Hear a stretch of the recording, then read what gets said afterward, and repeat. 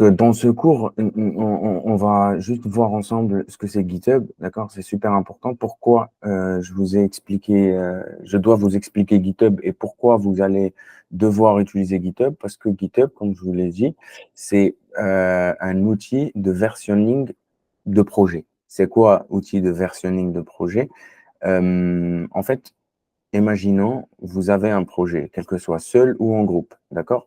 Donc, en commençant par seul. Donc, ce projet-là, vous pouvez travailler comme là, le projet que vous avez fait, vous pouvez travailler dessus et enregistrer, et ça sera enregistré dans votre ordinateur, d'accord? Mais imaginons que votre ordinateur, un jour, il crame, il y a un problème, truc, tu peux plus récupérer ton projet. Et imaginons que ce projet-là, c'est un projet très important, d'accord? Imaginons que tu travailles sur un projet en freelance ou un projet d'un gars qui t'a demandé de lui faire son projet. Et ton ordinateur, tu as travaillé pendant des mois et ton ordinateur, il a craqué et boum, tu n'as plus d'ordinateur. Donc, tout le travail là que tu as travaillé pendant des mois et des mois, il va partir comme ça. Donc, GitHub, c'est une sorte d'hébergeur de projet, d'accord, de code. Et vous devez créer un compte dessus. Et après, vous pouvez, par exemple, à chaque modification que vous faites sur le projet, à la fin, par exemple, vous travaillez toute la journée. Et à la fin de la journée, tu dis, OK, git add, git commit, git machin, toutes les commandes. Et tu envoies ton projet dans ce serveur-là. Donc, ton projet, il est sur ton local. Local, ça veut dire ton ordinateur.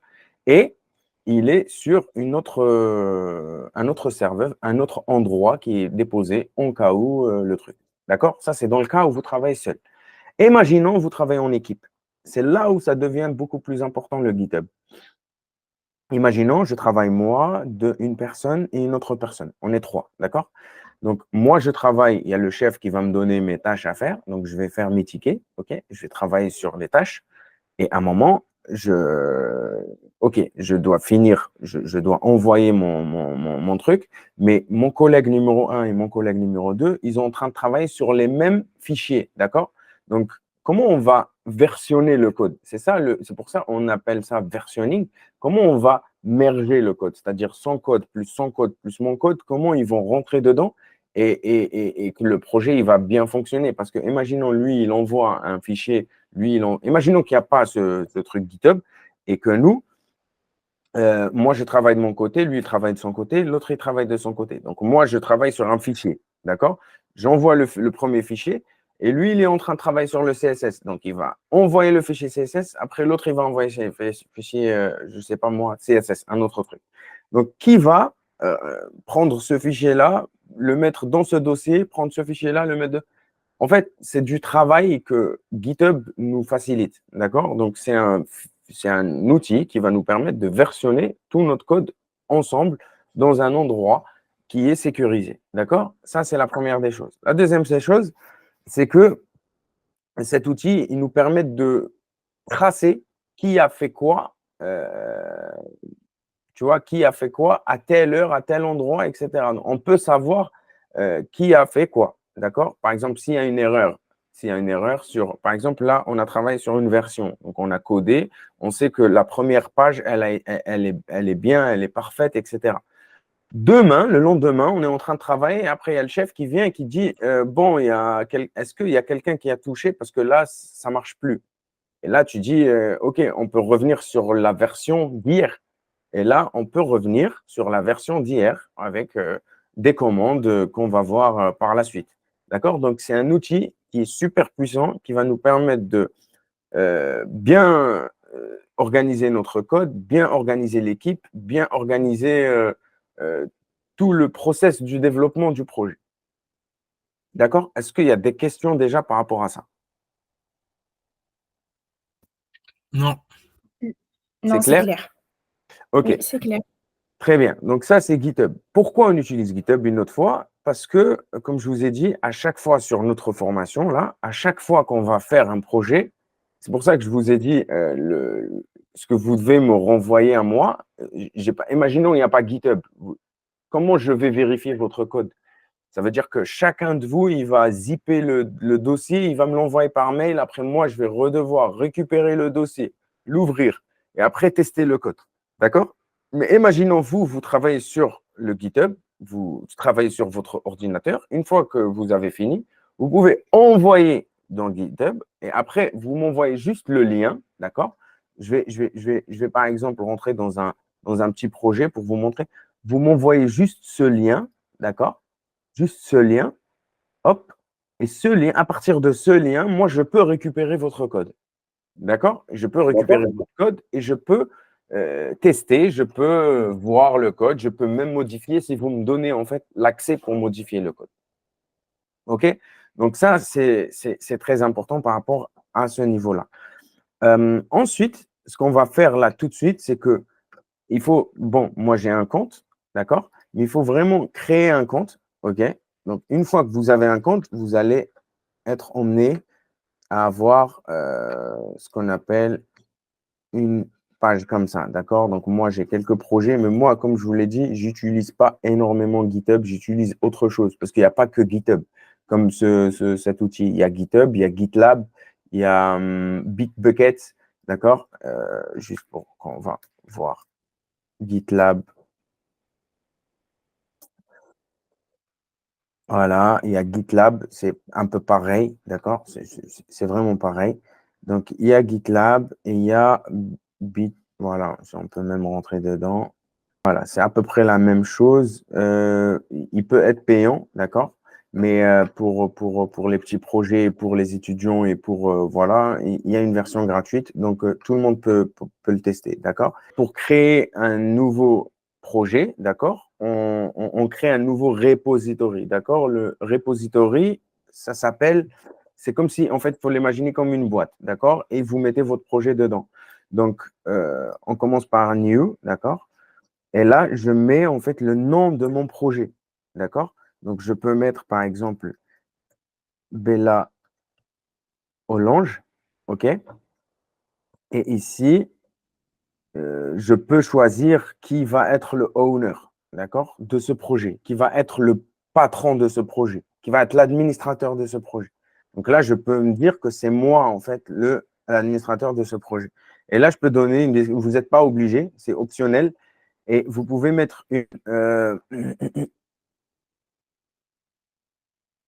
vous pouvez mettre une description, c'est-à-dire projet HTML, projet court HTML par exemple, CSS. OK, et là, je peux dire que ce projet, il va être public ou il va être privé. D'accord? Public, ça veut dire que tout le monde peut arriver dessus, tout le monde peut le récupérer, le voir, etc., peut le voir. Et là, privé, ça veut dire que on ne peut pas le voir. D'accord? Donc, on va le mettre public parce qu'on s'en fout. Ce n'est pas un projet d'entreprise ou, tu vois.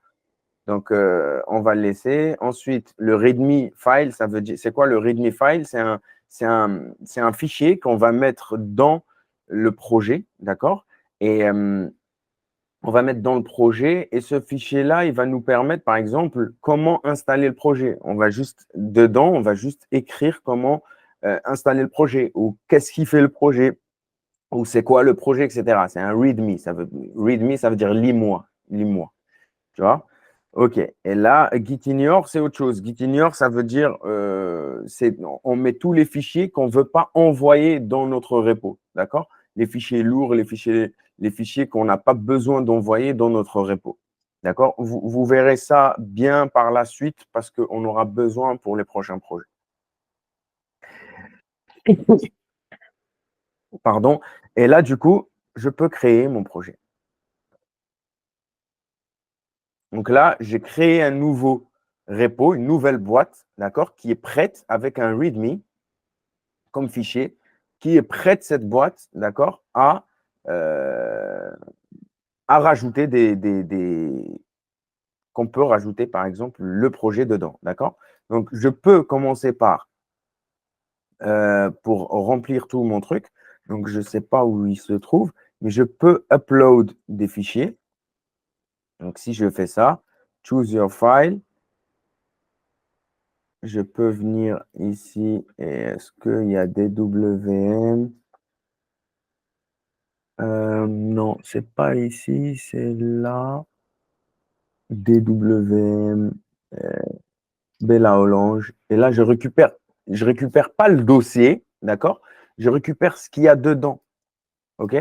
Donc voilà, ça c'est le projet. Je peux pas mettre le, le dossier lui-même. OK, mais c'est pas grave. On peut faire comme ça, d'accord? Je peux faire comme ça et je peux envoyer, d'accord? Je peux commit, d'accord? Ça, c'est la première manière de faire. OK? Je peux charger. Je vais supprimer et je vais refaire pour la deuxième manière. Et moi, voilà. Et là, j'ai mis, en fait, j'ai envoyé des fichiers qui sont dans ce projet-là. OK? Donc, ça, ce qu'on appelle juste de upload des fichiers. OK?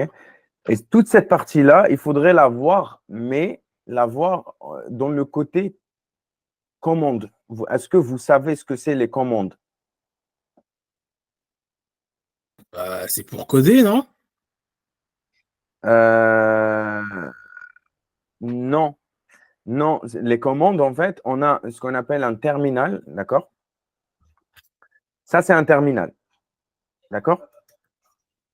Je vais juste Mhm. vous faire une petite explication du terminal. Donc, le terminal, c'est comme si que on est dans un endroit de fichier, d'accord? C'est-à-dire dans un dossier, par exemple, comme ça. Dans un dossier, et par exemple, je vais dans Bureau, je vais dans HTDoc, par exemple, dans un dossier, et je rentre dans lui. Pour rentrer dans par exemple, pour rentrer dans Bella Olange, il faut faire 2 clics. On est d'accord? Pour voir cette partie-là, qu'est-ce qu'il y a dans ce dossier, il faut juste faire 2 clics et on peut le voir. Ça, c'est la manière la plus simple d'utiliser un ordinateur.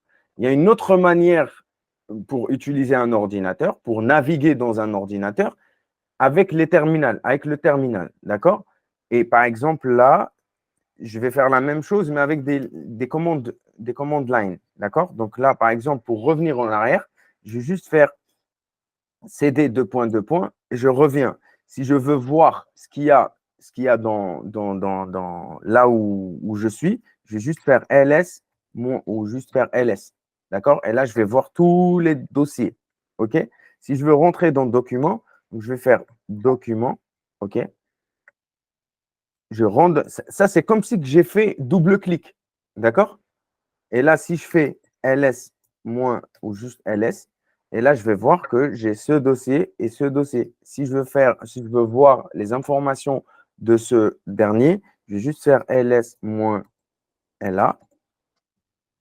Et là, je peux voir toutes les informations qui sont dans ce dossier document.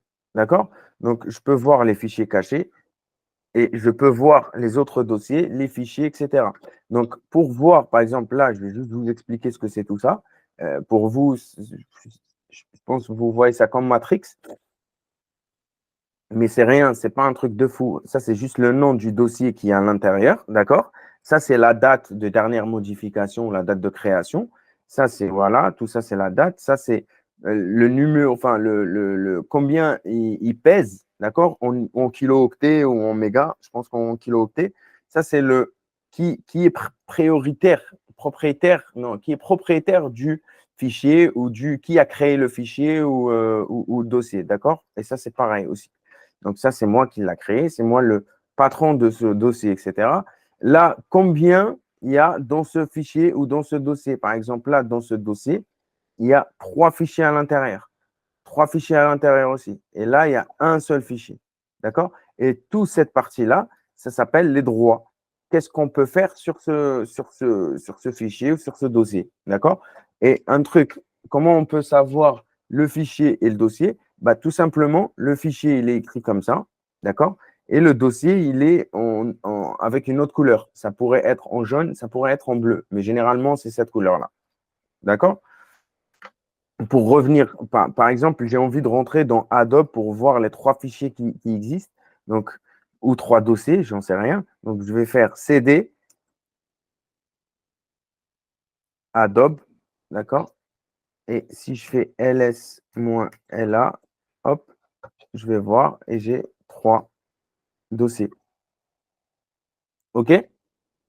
Donc, ça, c'est juste par rapport aux commandes line juste pour vous expliquer ce que c'est les commandes. D'accord? Donc, on peut utiliser GitHub, pour revenir à GitHub, on peut utiliser GitHub pour envoyer notre dossier, envoyer notre code en, en commande. D'accord? Donc, si je reviens ici, je vais juste, je ne me rappelle pas, mais j'aimerais bien supprimer ce repo et le recréer, d'accord, pour voir comment vous allez utiliser cette partie-là. Donc là, si je reviens ici, c'est X de ce repo Bella Orange. Change. Delete, voilà. Delete this repository. Donc là, je vais enlever. I want to delete. I have read. Delete only. Qu'est-ce qu'il me dit to confirm type? Ok, ok, d'accord. Je tape ça. Voilà. Donc là, je vais le delete. Ok, là, il est parti. Donc là, je vais refaire. OK, mais avec une autre manière. Là, je vous ai expliqué comment upload des fichiers depuis le navigateur directement, facile. Mais je vais vous montrer la vraie, approche pour GitHub. Pour tous les développeurs, ils font comme ça, tout le monde. Et c'est comme ça qu'il faudrait faire. OK? Donc là, si je fais Bella Orange, je vais juste mettre projet cours HTML. Bon, il est déjà là. OK. Je ne vais pas mettre un readme, par contre, parce que je ne veux pas. Et je vais juste mettre, il est déjà en privé. Ouais, please choose owner. On va choose le owner. Donc, c'est moi, privé, public, on s'en fout. Voilà. Je ne suis pas obligé de mettre un readme, hein, juste pour vous expliquer. Du coup, là, on arrive. Si on ne met pas de readme, c'est très important. Si on ne met pas de readme, on arrive sur cette partie-là. D'accord? Et cette partie-là, ça veut dire quoi? Ça, c'est des lignes de commande. OK? C'est des lignes de commande qu'on va utiliser à chaque fois. Je vais vous expliquer. Là, on passe à la partie ligne de commande. Vous m'entendez, hein? Est-ce que je vois? Oui. OK, Oui, parfait. oui, Et vous voyez bien, hein? oui. OK. Donc là, on passe à la partie ligne de commande, d'accord? Où vous allez voir, je vais vous expliquer chaque ligne de commande, qu'est-ce qu'elle fait. OK? Que vous devez, parce que vous allez les utiliser souvent, souvent. Ça, c'est vous allez l'utiliser comme si que vous allez respirer avec ça. D'accord? Tout le temps, vous allez utiliser ces commandes. C'est pour ça qu'il faut vraiment bien comprendre les commandes. OK? Donc, on commence par echo. Echo, c'est pour montrer et pour créer un readme. D'accord? Nous, on avait, si vous vous rappelez, on a juste cliqué sur cocher pour dire à le navigateur, crée-moi un readme. Mais en ligne de commande, il faut le faire comme ça. D'accord? Ça va nous créer un readme. OK? Ensuite, Git, c'est toujours le langage de Git, d'accord? Ça, c'est la commande initiale de Git. Mais pour avoir cette partie-là, il faut installer Git sur votre ordinateur. Et je vous ai même donné, en fait, logiciel qui s'appelle Git Bash, d'accord? Il faut installer Git Bash. Vous le trouvez ici, Git Bash. Si vous avez tous Windows, si vous avez Windows, vous le trouverez ici, d'accord? D'accord? Windows, Git Bash, vous allez le trouver sur Windows. Voilà, Windows. Hop, je clique, je viens et je peux l'installer. Download et après, ça, vous voyez comment vous l'installez. Là, vous pouvez l'installer. Et après, vous pouvez faire des lignes de commande à l'intérieur.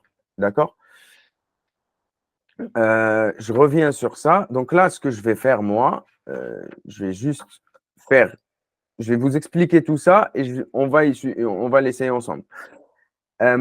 Du coup, là, ce que je vais faire, c'est que Git init, ça veut dire quoi? Ça veut dire le Git, c'est le nom de la commande elle-même. Et après, init, c'est pour dire je veux initialiser un nouveau projet. Je veux créer un nouveau projet. D'accord? Je veux lier un projet qui est dans mon ordinateur avec la boîte que je viens de créer dans GitHub. D'accord? Donc, ça, je vais initialiser. Ça veut dire que dans mon projet qui est dans mon ordinateur, je vais dire que je vais utiliser du Git dedans. OK? Ça, cette commande, elle sert à ça. Ensuite, je vais rajouter le fichier README que je vais créer, d'accord? C'est-à-dire que je le prépare, d'accord? Je vais juste lui dire, OK, je le add dans, je vais pas le, en fait, le add, ça veut pas dire que je vais le mettre dans cette boîte. Je vais juste le préparer, d'accord? Ensuite, le commit, une fois qu'on a fait ça, on passe à cette commande. Après, je dis commit-m first commit. Là, si vous vous rappelez, je vous ai dit, quand on travaille en groupe, on peut revenir en arrière, on peut savoir qui a fait quoi. D'accord?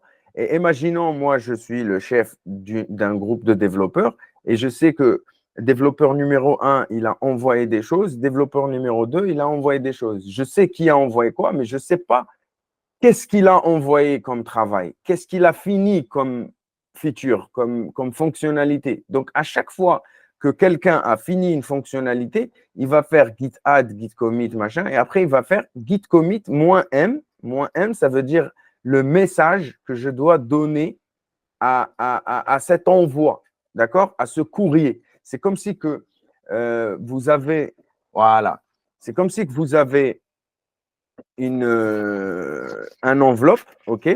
Et votre travail, c'est ça, d'accord? Donc, vous avez travaillé, ça, c'est votre code. Quand tu fais git add, c'est comme si tu as fait add, tu l'as fait rentrer, d'accord? Tu l'as rentré à l'intérieur, mais tu ne l'as pas encore envoyé. Tu vois, la lettre, elle n'est pas encore partie dans la boîte, OK? Donc, quand tu fais git add, ça veut dire tu as rentré. D'accord? Tu as rentré ton code dans le truc, dans la boîte. Ensuite, tu dois écrire qu'est-ce que tu vas envoyer. D'accord? C'est ça, en fait. C'est exactement comme ça, c'est que vous allez comprendre mieux.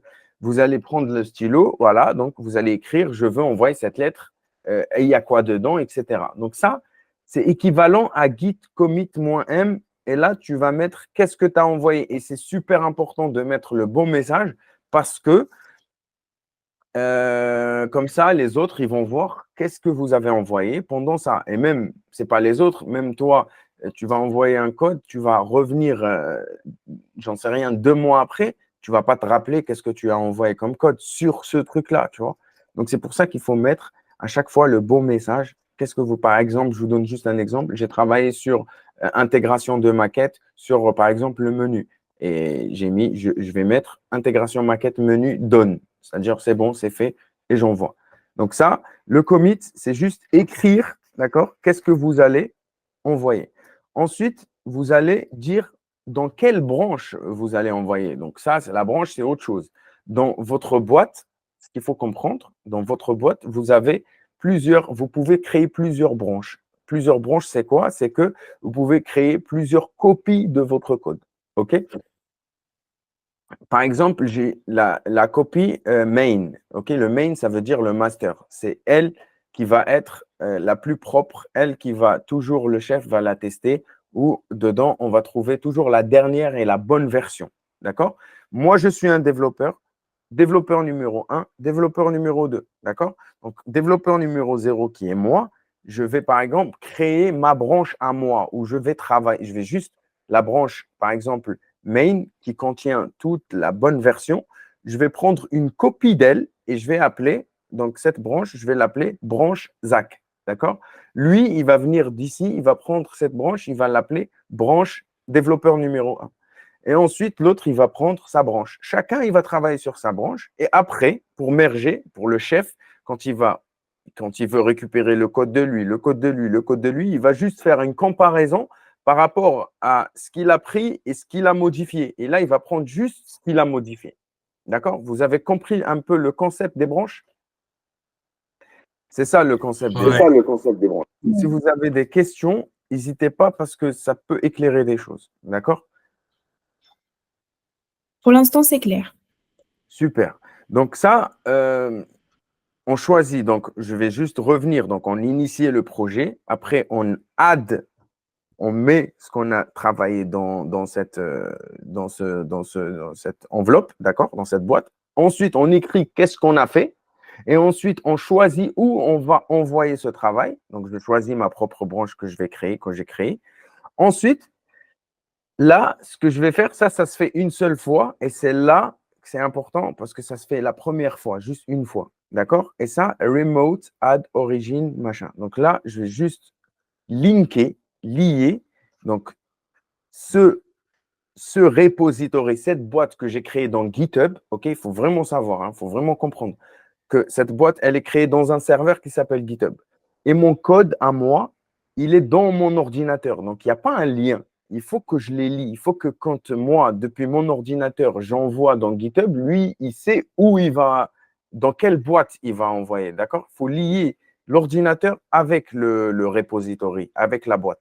Donc, ce qu'on va faire, on va juste faire git remote et ça se fait une seule fois parce que je veux lui dire, c'est comme si que moi, je vais rencontrer quelqu'un et je vais lui dire, attends, viens, je vais te, je vais te présenter, par exemple, un ami à moi.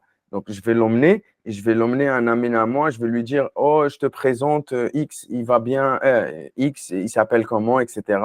Et il est développeur. C'est pas à chaque fois que je vais rencontrer l'autre, je vais lui dire, il s'appelle, machin. Tu vois, on va le faire une seule fois. Je vais le présenter une seule fois. Je ne vais pas le présenter 5000 fois. Donc, ça se fait une seule fois. OK? Donc, je vais présenter mon projet du local au projet qui est là-bas, que j'ai créé. Donc, je le lis, d'accord? Cette commande ligne, c'est pour lier. Et ensuite, une fois que c'est bon, donc j'ai add, j'ai préparé ma lettre, j'ai mis dedans, j'ai écrit, je me suis dit où tu vas y aller, etc. À ce moment-là, juste, je vais et j'envoie. Je vais mettre dans le truc et après, j'envoie. Donc, le push, ça veut dire envoie à la branche. Donc, origine, c'est juste pour dire dans le chemin, d'accord, de la branche main. Là, parce que on avait, par défaut, quand vous créez un projet ici, ça crée une branche main et ensuite, vous envoyez dans la branche main. D'accord? Donc, ça, c'est les étapes. À chaque fois, il faut les faire pour envoyer une fonctionnalité que vous avez codée, etc. Mais avant, il faut juste enlever ça parce que ça se fait une seule fois.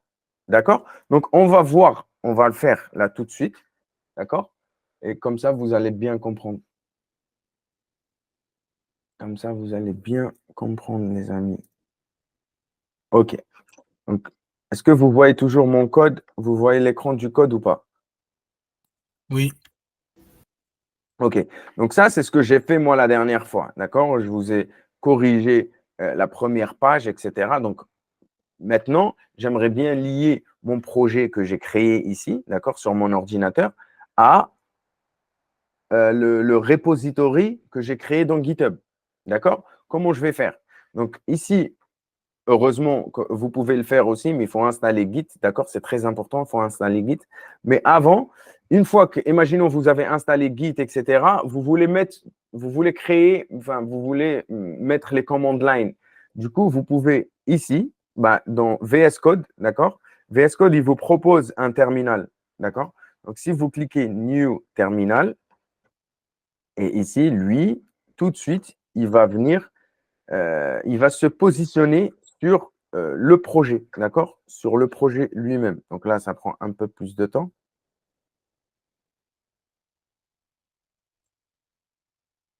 C'est bizarre.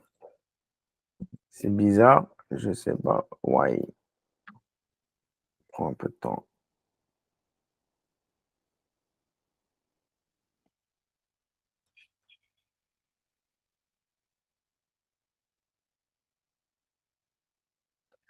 OK, si ça ne marche pas ici, mais vous, ça devrait marcher. Normalement, ça ne prend pas autant de temps. Je ne sais pas pourquoi.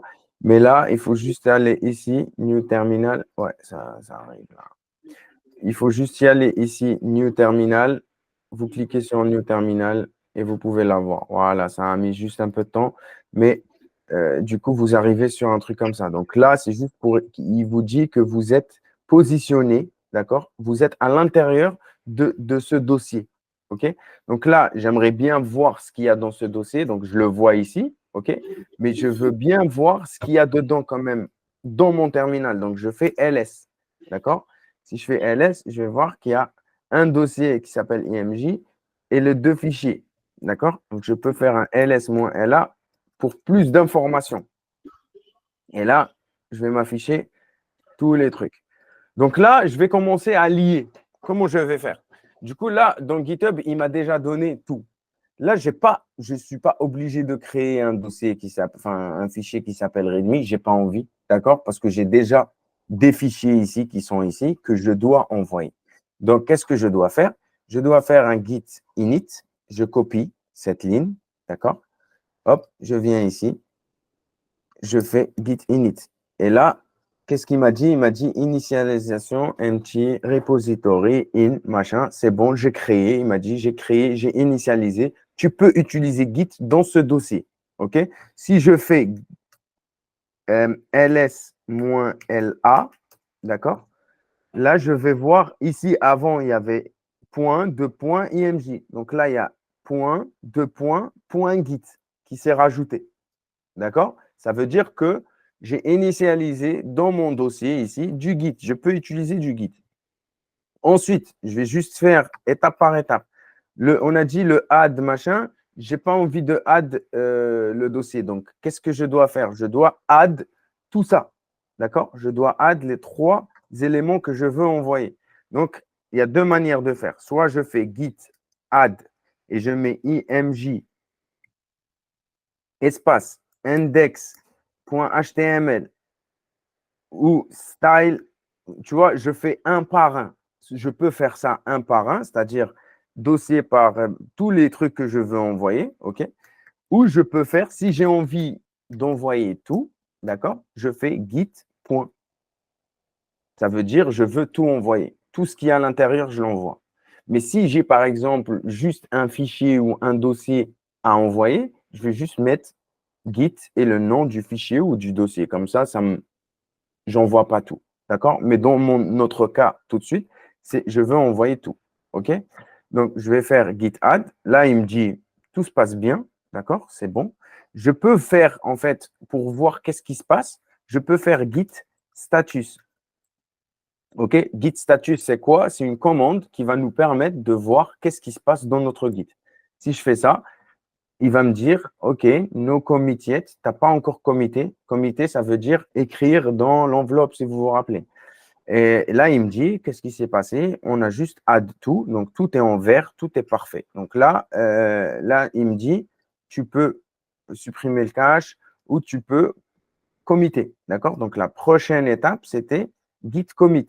Git commit -m après le message, si vous vous rappelez. Donc là, si je fais ça, si je rappelle, si je vais, allez, je vais faire git commit -m.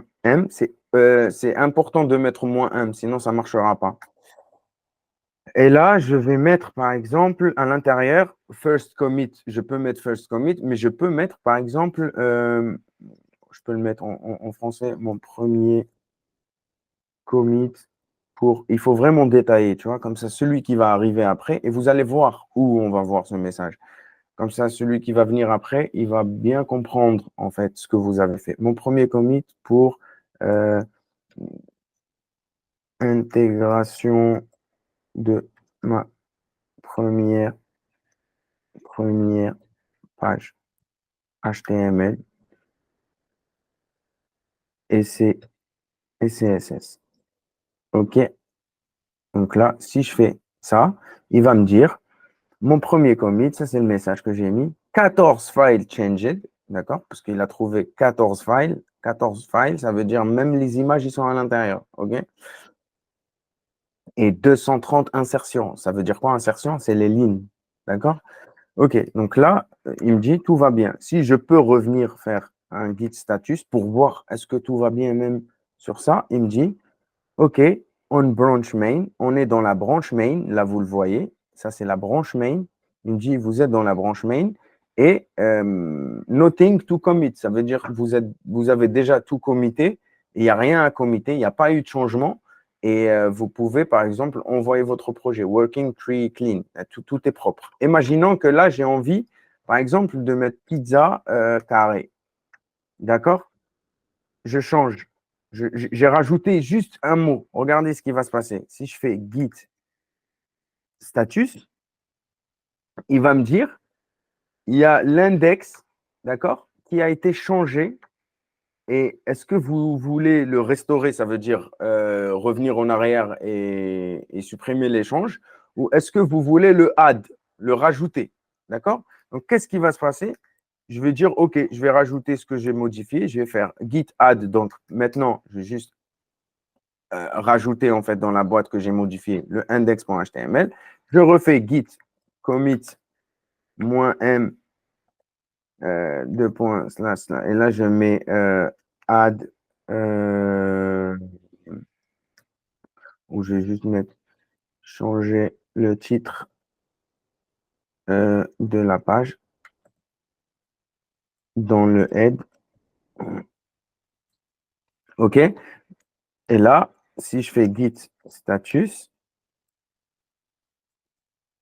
et là, il me dit tout est bon, il n'y a rien, depuis cette modification, il n'y a rien eu. Donc, moi, à ce moment-là, c'est bon, j'ai envie d'envoyer. Donc, si vous vous rappelez les étapes, commit, machin, nanana, tout ça, push. Donc, ça, on l'avait pas fait. D'accord? Donc là, j'aimerais initier, parce que j'ai déjà la branche main par défaut. D'accord?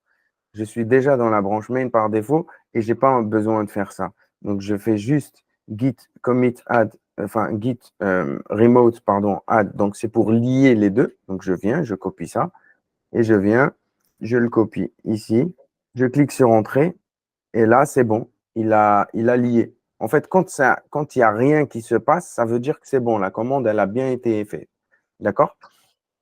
Ensuite, qu'est-ce qui va se passer si je fais git? Toujours, vous faites git status après ce que vous avez fait. D'accord? Comme ça, vous voyez le statut de votre avancement. OK?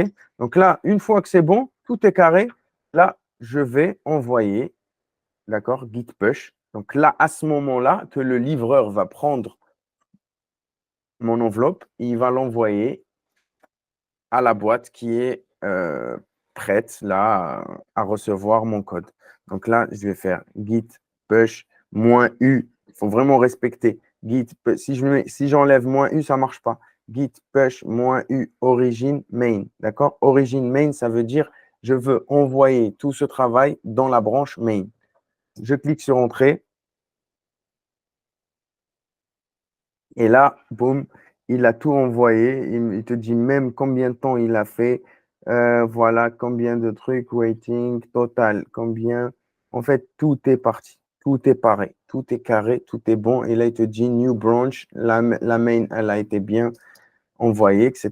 Donc, si je fais git status, là, il me dit c'est bon, your branch is up to date. C'est-à-dire, elle est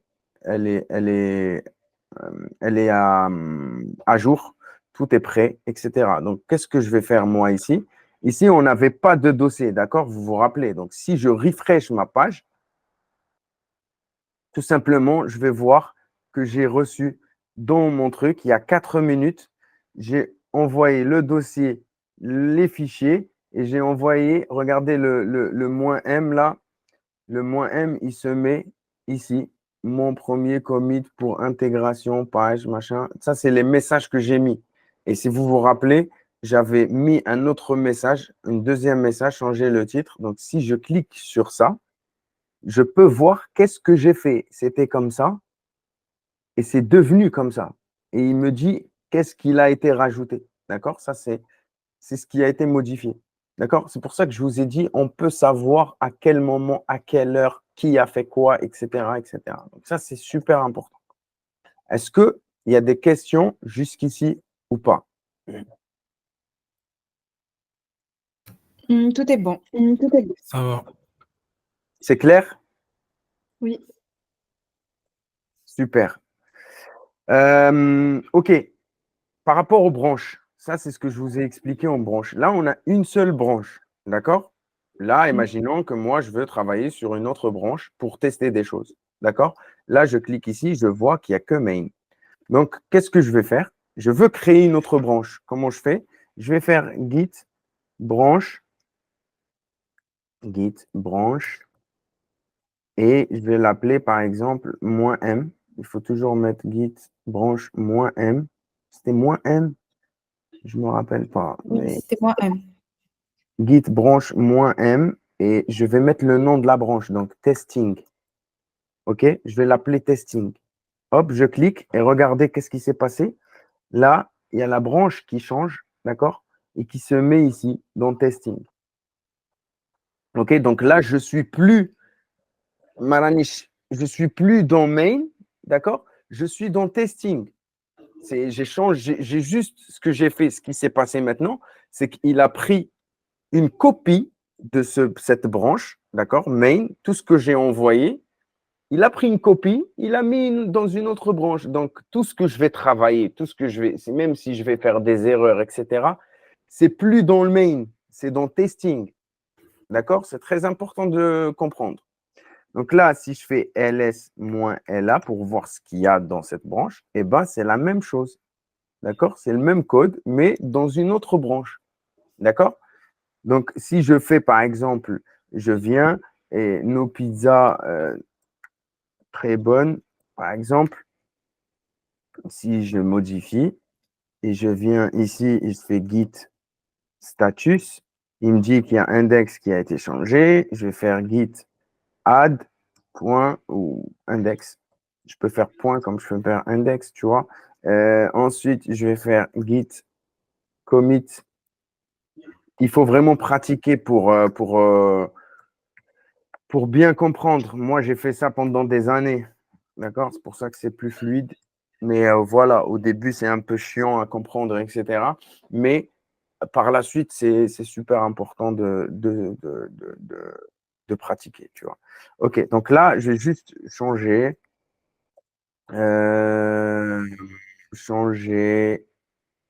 H2, d'accord? Changer le H2 des pizzas.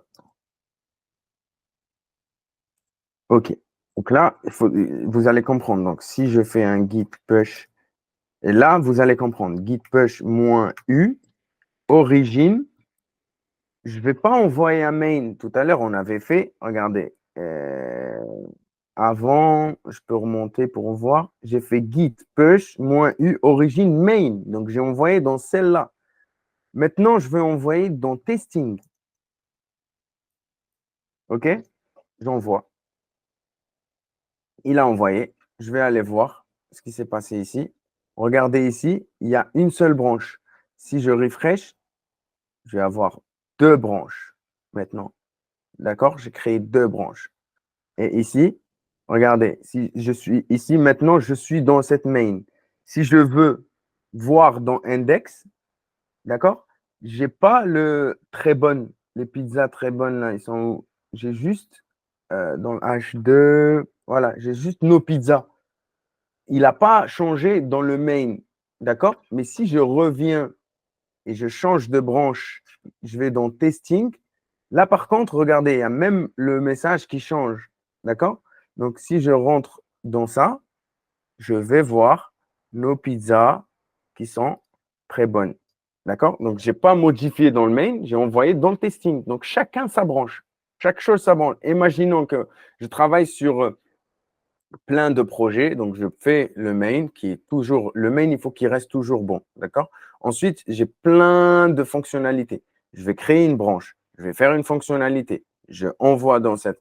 Je crée une autre branche. Je vais l'appeler fonctionnalité numéro 2. Je vais travailler dessus. Comme ça, je fais mon travail. C'est une organisation de travail, si vous voulez. D'accord? Donc, voilà.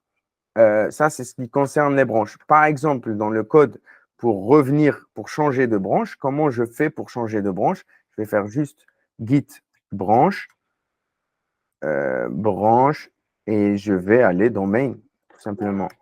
Git branche main. Je pense que c'est git checkout. C'est surtout git checkout. D'accord? Git checkout main. Hop, ça veut dire que checkout va là-dedans. D'accord? Donc, si je fais git checkout main, hop, normalement, c'est git checkout. Attends, je l'ai mal écrit. C'est git check. Oula, parce que j'ai oublié un C. Et là, il me dit the most similar command je pense que tu t'es trompé, mais celle qui s'approche, c'est checkout. Et moi, j'avais oublié le C. Tu vois, donc, si vous oubliez juste un mot ou vous mettez un truc majuscule alors que c'est minuscule, ça ne marche pas. Donc là, si je fais git checkout main, donc git checkout, et je vais dans cette partie-là, regardez, là, ça a changé. OK?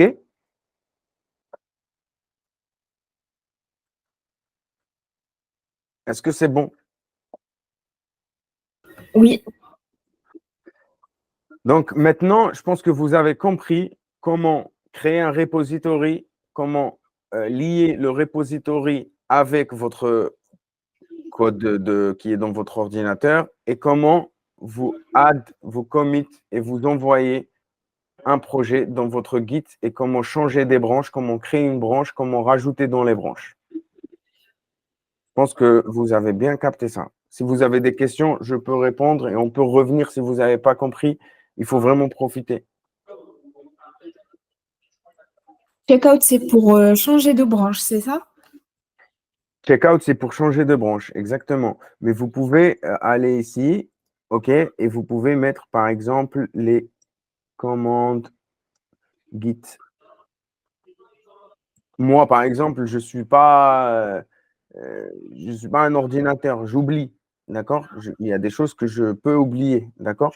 Donc, je peux venir ici, Git commande base, et ici, ben, le premier lien là que j'ai trouvé, et là, il va m'expliquer. Il y a énormément de commandes, hein.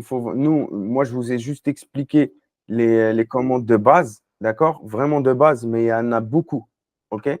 Il y a config, mais vous, il faudrait que vous passiez par ça. D'accord? Pour installer GitHub sur votre ordinateur, il faut que vous le configurez aussi. Et du coup, vous allez passer par ça. Il faut configurer votre nom, votre mail. Et ça, c'est le mail que vous avez mis, que vous avez créé avec. Ensuite, vous suivez la configuration. D'accord? Et après, une fois que vous faites ça, vous allez voir les configs. Ensuite, vous créez un projet. Vous l'avez déjà, le projet. Donc, vous allez juste dans le projet et vous faites exactement comme on avait fait. Git init. Ensuite, ça, on n'a pas fait. Ensuite, add votre truc. Vous pouvez re-regarder la vidéo pour voir. Ensuite, commit. Et ensuite, vous pouvez log pour voir qu'est-ce qui s'est passé, pour voir l'historique. Et il y en a d'autres. Il y a d'autres. Vous pouvez lire. D'accord? Moi, je vous donne juste les bases. Vous comprenez comment ça marche, etc. Et après, vous pouvez le lire.